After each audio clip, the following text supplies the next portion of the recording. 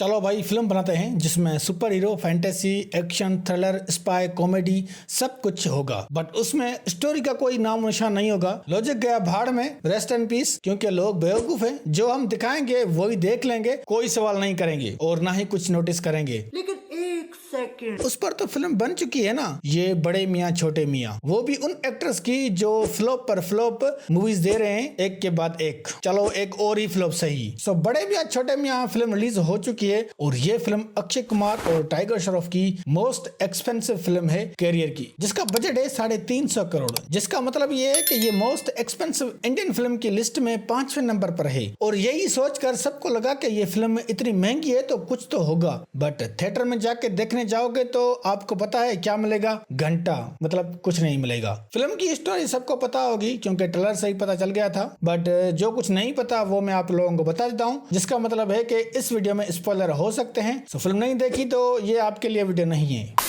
तो main story में यह है कि कबीर नाम का एक शख्स होता है जो एक बड़ा ही साइंटिस्ट होता है और वो इंडियन आर्मी के लिए एक क्लोन आर्मी बनाना चाहता है, बट वो फुल्ली रोबोटिक होगी और वो इतनी पावरफुल होगी कि उसको कुछ भी करोगे कि वो मरेगी नहीं। बट इंडियन आर्मी उसे रिजेक्ट कर देती है क्योंकि मोरल वगैरह कुछ आ जाता है उनके बीच। देन कबीर ये नहीं मानता तो फिर दो सोल्जर्स, फिरोज, फ्रेडी, जिसका रोल प्ले किया है अक्षय कुमार ने, और दूसरा है राकेश रॉकी और उसका रोल प्ले किया है टाइगर श्रॉफ ने। तो ये दोनों मिलकर कबीर की पूरी लैब को खत्म करते हैं और उसको भी मार देते हैं क्योंकि उसके इरादे कुछ नेक नहीं थे।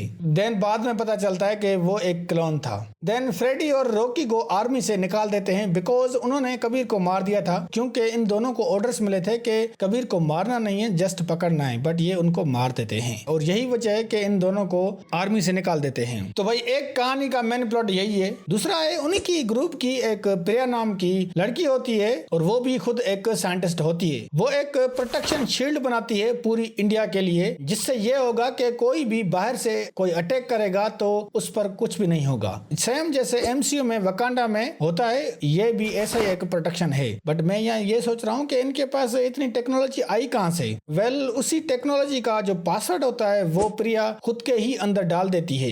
ये भी एक स्टोरी में नया था। बाकी आपको पता होगा कि कबीर फिर प्रिया को पकड़ लेता है और उस टेक्नोलॉजी का एक्सेस अपने पास रखता है क्योंकि वो चाहता है कि वो इंडिया को बर्बाद करे। और फिर फ्रेडी और रॉकी कबीर को रोकते हैं ताकि कबीर वो एक्सेस ना ले सके, बट वो इन द एंड ले लेता है, बट ये फिर भी उसको नाकाम कर देते हैं। यही है पूरी फिल्म में और कुछ खास नहीं है। और एक दो ट्विस्ट भी हैं पर वो इतने इफेक्टफुल नहीं है जिसकी वजह से बंदा सरप्राइज हो। वैसे ट्रेलर से तो पता चल गया था कि इस फिल्म की स्टोरी में साइंस वगैरह जरूर होगी, बट इतनी होगी पता नहीं था। बट मैं ये कहूंगा कि इन्होंने इस स्टोरी को उस तरह रिप्रेजेंट नहीं किया जिसकी वजह से इसकी स्टोरी कुछ खास नहीं लगती। और रिप्रेजेंटेशन जो होती है वो बहुत ही मायने रखती है एक फिल्म के लिए। तो भाई इसकी स्टोरी जो है वो वीक है। और अगर बात करें एक्शन की तो आप सबको पता है कि ये फिल्म फुल ऑफ एक्शन है। तो यकीन करो अगर आप इस फिल्म के एक्शन को देखोगे तो आपका दिमाग काम करना बंद कर देगा और सर में दर्द होना शुरू हो जाएगा, क्योंकि इन्होंने इतना एक्शन बनाया है फिल्म के अंदर कि ये भूल गए हैं कि भाई लॉजिक नाम की भी कोई चीज होती है। मतलब कि अगर आपको एक्शन दिख रहा है तो भाई उसको देखो और एंजॉय करो, बट अगर उस एक्शन में आप लॉजिक ढूंढोगे तो आपके सर में दर्द हो जाएगा क्योंकि कोई लॉजिक नहीं है। वैसे फ्रेडी और रॉकी के क्लोन जो होते हैं ये एक ट्विस्ट है और उनकी जो हैंड टू हैंड फाइट होती है ओरिजिनल से वो बहुत ही अच्छी होती है।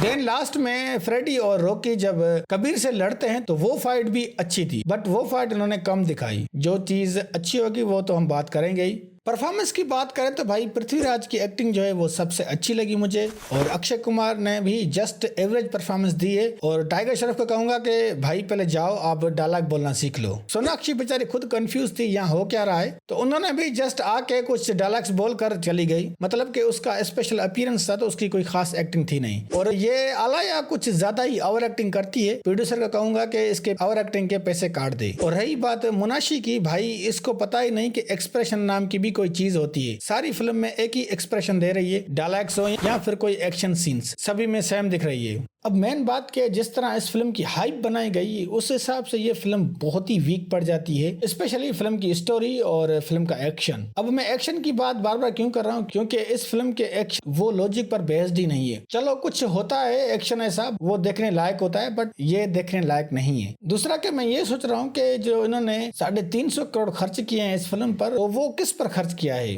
और फिल्म की स्टोरी छोटी है बट उसमें एक्शन इतना डाल दिया है कि पूरी की पूरी फिल्म उसमें ही चल जाती है, जो कि कोई लॉजिक नहीं देता और कोई सेंस भी नहीं देता। मतलब कि स्टोरी के हिसाब से एक्शन चलता है और वो एक सेंस देता है, बट यहाँ पर ऐसा नहीं है। तो भाई क्या ये फिल्म देखनी चाहिए या नहीं देखनी चाहिए? तो फिल्म में एक्शन है, जाओ देख सकते हो, बट अगर नहीं तो भाई मैं कहूंगा कि अपने पैसे जाया नहीं करो और टाइम भी जाया नहीं करो, तो भाई ना जाओ ना देखो। ओटीटी पर आ जाएगी तो देख लेना। सो भाई मैं इस फिल्म को रेटिंग दूंगा 10 में से 5। और अगर आपने ये फिल्म देखी है तो आप कमेंट्स करके बताएं कि आप लोगों को ये फिल्म कैसी लगी। और अगर चैनल पर नए हो तो प्लीज हमारे चैनल को जरूर सब्सक्राइब करो। भाई चैनल को सब्सक्राइब कर दो।